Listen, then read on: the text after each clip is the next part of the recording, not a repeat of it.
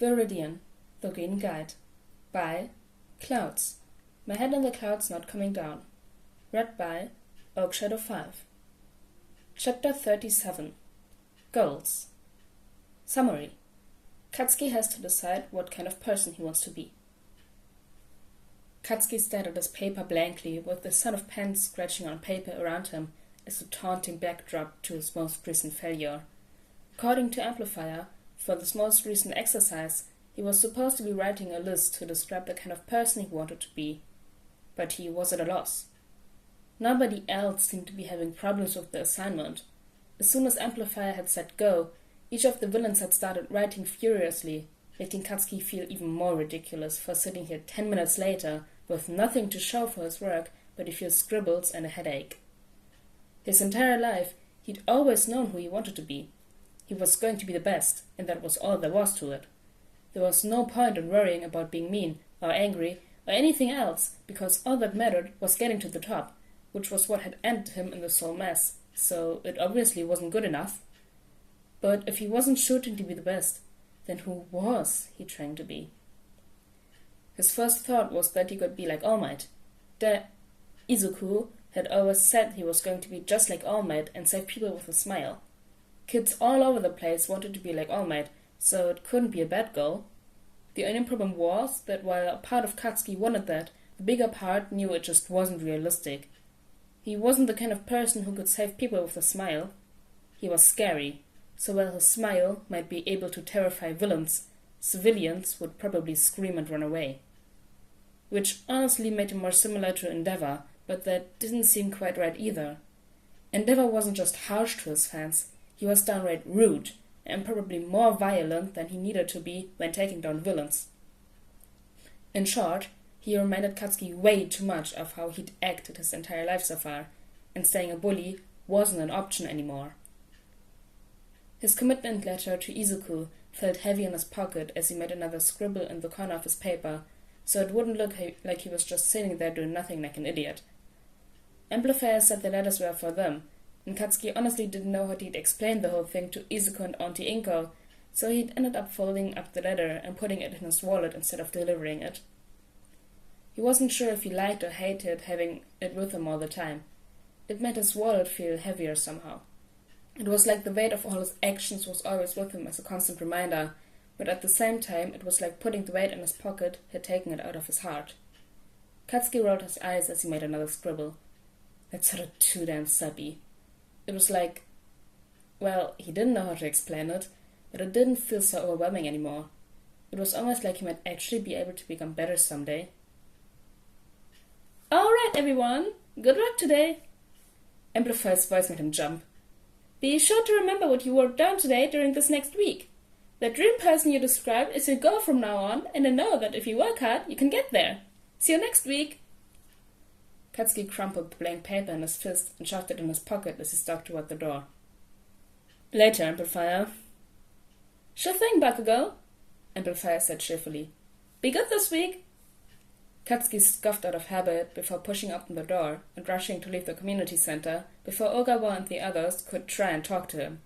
He really didn't want to deal with them right now, not after his absolute failure during today's exercise. The universe, however, apparently didn't care what he wanted. Hey, Bakugo, wait up! Katsuki hunched his shoulders a little more and pretended he hadn't heard Ogawa's peppy voice behind him as he walked a little faster. Unfortunately, he was a still-growing teenager, and the extras that had decided to adopt him for some reason were full-grown adults with much longer legs, which meant that he didn't get very far before he had to step backwards to avoid running into Maki's giant body as he stepped in front of him. Hey, kid, why are you running away? He gave Katsuki a wide, lopsided grin. Don't you like it anymore?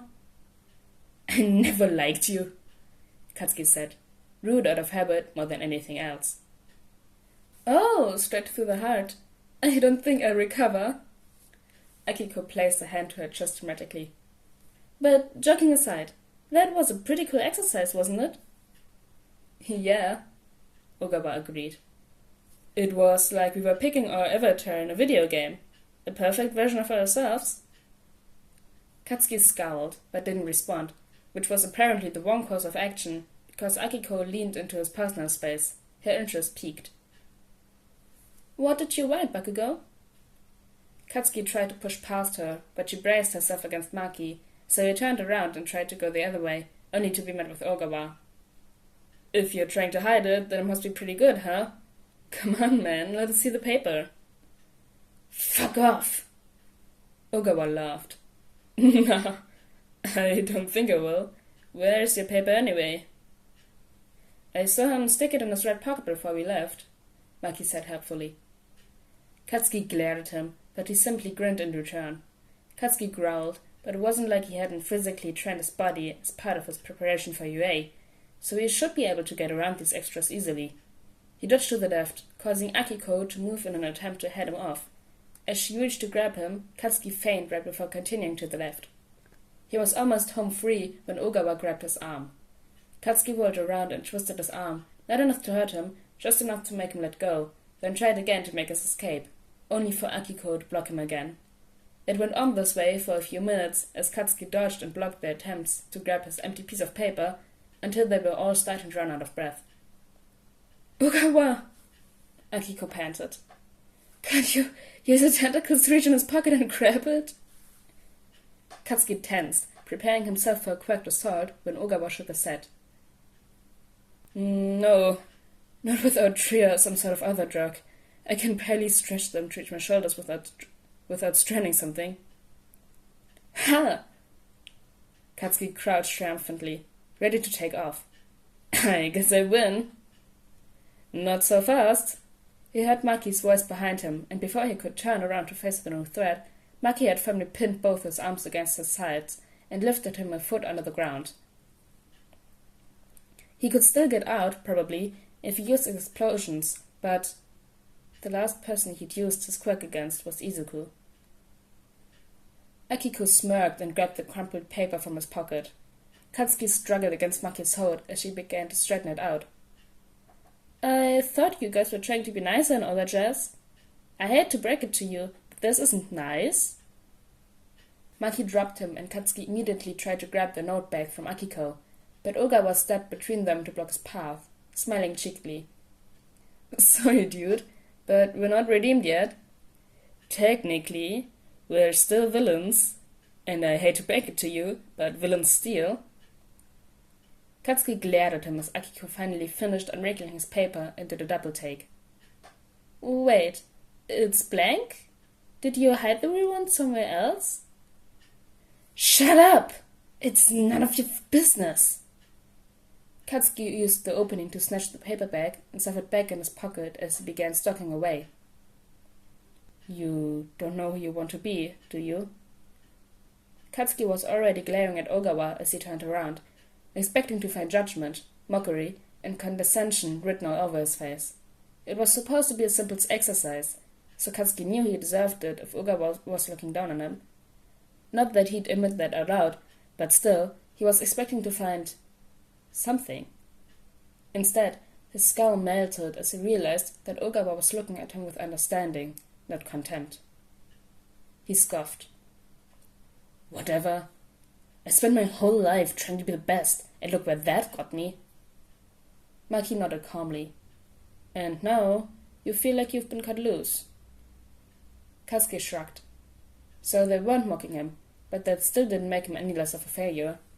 He was about to start walking away again, because there was no point just standing around, forcing this guy to feel sorry for him, when Ogawa smiled brightly. "Then we'll just have to help you figure it out." That more than anything else threw Katsuki for a loop. "What?" "Oh yeah, this is gonna be fun. So," Akiko drawled, "what do you want to be?" Katsuki simply leveled a deadpan glare at her. "If I knew that, I wouldn't have left the paper blank, you idiots." All right, she laughed. "I'll give you that one. Maybe, what do you want to accomplish?" Maki suggested. Finally, an easy question. "I want to become a better person so I can apologize to Izuku and actually mean it." Ogawa nodded. Okay, that's a start. What does being better look like to you? Katsuki glared at him. If I knew that...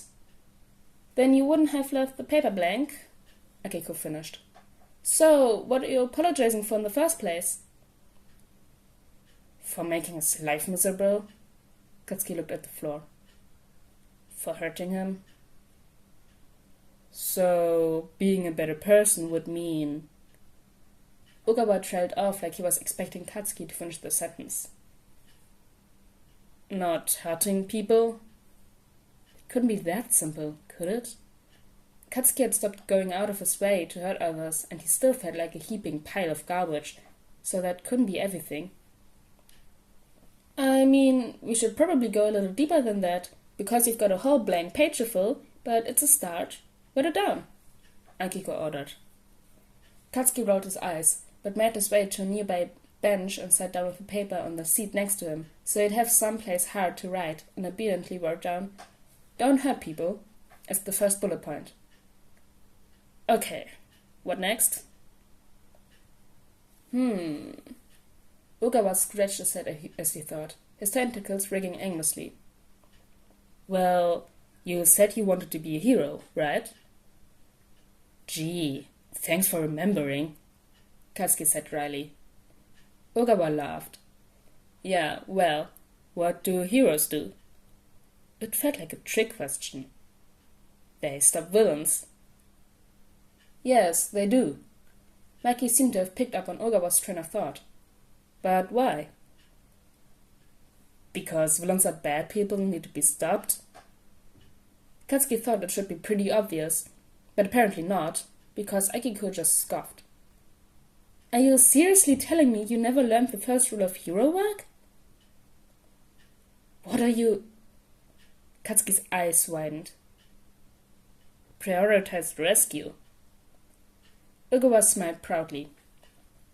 Bingo. So? I can't just avoid hurting people, Katsuki said. I need to stop other people from hurting them too. Sounds like a good goal to me, Maki smiled. Write it down.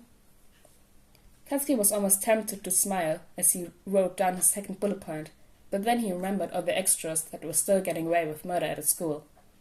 Sure, Katsuki hadn't actually participated in the bullying since Izuku left, but he hadn't done anything to stop it either. That was a lot more intimidating. Which let him do his next goal. I don't want to be scared to do the right thing, he said confidently. Even if that means admitting I was wrong. You're talking about the bullying, right? Maki asked. Admitting to something like that sounds really difficult, especially when you want to be a hero. Yeah, Katsuki said stiffly. But the extras at school are gonna talk if I all of a sudden start protecting the nerds. But you want to, right? Ogawa asked. Of course I do, Katsuki snapped. But I was the worst bully in my school. Half the other kids probably started picking on the nerds because they were following me around. If I suddenly switch sides like this, they're gonna call me out on it. If they have a problem with you cleaning up your act, then that's their problem, Akiko said sternly. You don't owe your old lackeys an explanation, just like I don't owe my ex-boyfriend a call back. That made Katsuki laugh, and he wrote down, don't be too big of a coward to own up to mistakes, and don't feel obligated to give explanations to extras. There were probably better ways to phrase all that, but for now, he'd gotten the point across. Ogawa leaned on the back of the bench so that he was looking at the paper over Katsuki's shoulder and whistled. That's a pretty good list you got there. Have anything else you want to add? Katsuki nodded and put the pen down on the paper before hesitating. On second thought, maybe that one's not a good idea. Akiko raised an eyebrow at him. What are you thinking? He frowned. I want to actually be worthy of being called a hero, but with all the shit I've done, I'm not All Might. I'm angry and cruel, and I don't think it's realistic.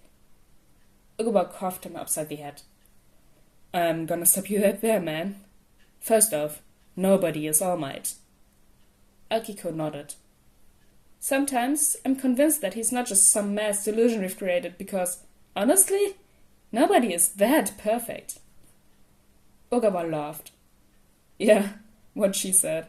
You don't have to be All Might to be a good hero, Bakugo. And second off, are you sure this is what you want? What are you talking about? Katsuki growled. Of course I'm sure it's what I want. I just don't... Then put it on the list, he ordered. You don't have to be everything on the list right now. That's what this whole redemption group thing is all about. It's a goal, Maki added. You'll get there. Katsuki hesitated for another long moment before Akiko groaned. You screwball!